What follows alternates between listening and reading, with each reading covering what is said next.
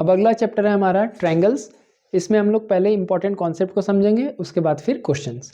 चलो, सबसे पहला कॉन्सेप्ट है बेसिक प्रोपोर्शनैलिटी थ्योरम। ये क्या कहता है? If a line is drawn parallel to one side of a triangle to intersect other two sides at distinct points, then it divides the remaining two sides in equal ratio. It means if MN parallel to BC, then AD by BD is equal to AE by CE. This is called basic proportionality theorem. Next is converse of basic proportionality theorem. इसमें क्या बोला गया? If a line intersects the two sides of triangle such that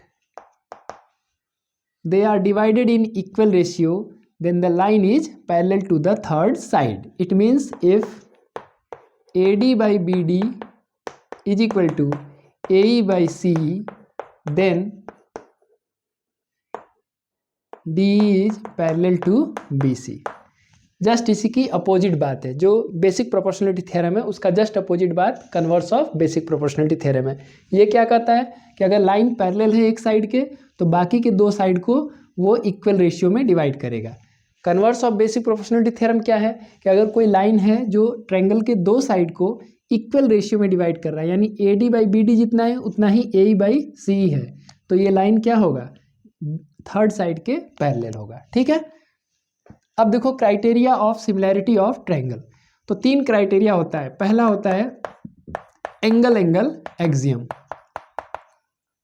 इसमें क्या है कि अगर मान लो कि कोई दो ट्रायंगल है, उसके ऐसे एक एग्जांपल से देखो, if angle A is equal to angle P and angle B is equal to angle Q, then we can say that triangle ABC is similar to triangle PQR। दूसरा एक्सियम है हमारे पास side axiom. If the corresponding sides of two triangles are proportional, then the triangles are similar. It means, इस criteria को मिटा दो। इसका मतलब ये हुआ कि if AB by PQ is equal to BC by QR is equal to AC by PR, then triangle ABC is similar to triangle PQR। और तीसरा क्राइटेरिया है SAS एक्सियम। ये क्या कहता है? If one angle of one triangle is equal to one angle of another triangle, means let us suppose angle B is equal to angle Q and the remaining two sides bearing this angle are proportional। it means मान लो ये दो triangle है, इसमें angle B angle Q के बराबर है और AB is to PQ is equal to BC is to QR। क्या था? Angle B is equal to angle Q है और ये साइड्स जो हैं आपस में प्रोपोर्शनल है। कौन से साइड? जो दो साइड इस एंगल को बियर कर रहे हैं वो आपस में अगर प्रोपोर्शनल हैं तो ये दोनों ट्रायंगल हो जाएंगे SAS एक्सियम से सिमिलर। ठीक है।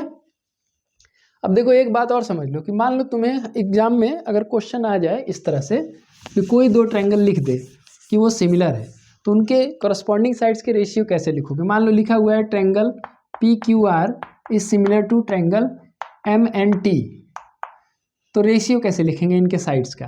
तो देखो PQ by MN is equal to QR by NT is equal to PR by MT।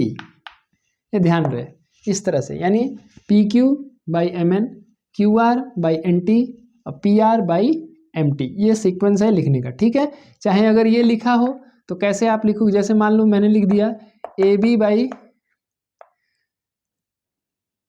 XY is equal to BC by YZ is equal to AC by XZ, तो कौन से दो triangle similar है? तो देखो AB आ रहा है तो तुम लिखो XAB और ये XY, और इसके बाद क्या रहा सी, तो यहाँ हो जाएगा जेड, तो ये हो गया ट्रायंगल सिमिलर इस तरह से। तो अगर करस्पॉन्डिंग साइड्स का रेशियो मालूम है तो सिमिलरिटी प्रूव हो जाएगा। अगर सिमिलैरिटी दिया है तो उससे हम करस्पॉन्डिंग साइड निकाल सकते हैं। इस पर वैल्यू बेस्ड क्वेश्चंस दिए जाते हैं, ठीक है। तो सिमिलैरिटी में कोई बहुत हार्ड क्वेश्चन नहीं आता है। मेनली हमारा इस चैप्टर में सबसे ज़्यादा इंपॉर्टेंट चीज़ है बेसिक प्रोपोर्शनलिटी थ्योरम, वहीं से क्वेश्चन आएगा भी। प्रूफ बेस्ड क्वेश्चन वहाँ से कंफर्म आना तय है लगभग लगभग, चाहे वो वैल्यू बना करके दे चाहे आपको प्रूव करने को दे, लेकिन वहाँ से आना श्योर है। क्योंकि वैसे भी उस चैप्टर में सबसे important topic basic proportionality theorem है। तो कोई भी क्वेश्चन पेपर बनाएगा तो वो एक बार सोचेगा कि वहाँ से क्वेश्चन दें, तो उसको आपको बहुत अच्छे से प्रिपेयर करना चाहिए। उसके बाद सिमिलैरिटी का जो कॉन्सेप्ट होता है जनरल कॉन्सेप्ट है, वैसे भी बच्चे कंपेयर करके निकाल लेते हैं। तो लेकिन बीपीटी को यूज़ करना आना चाहिए, चाहे वो प्रूफ बेस्ड क्वेश्चन में चाहे वैल्यू बेस्ड क्वेश्चन में। तो चलिए अब क्वेश्चन देख लेते हैं जिससे कॉन्सेप्ट क्लियर हो जाए। Thank you.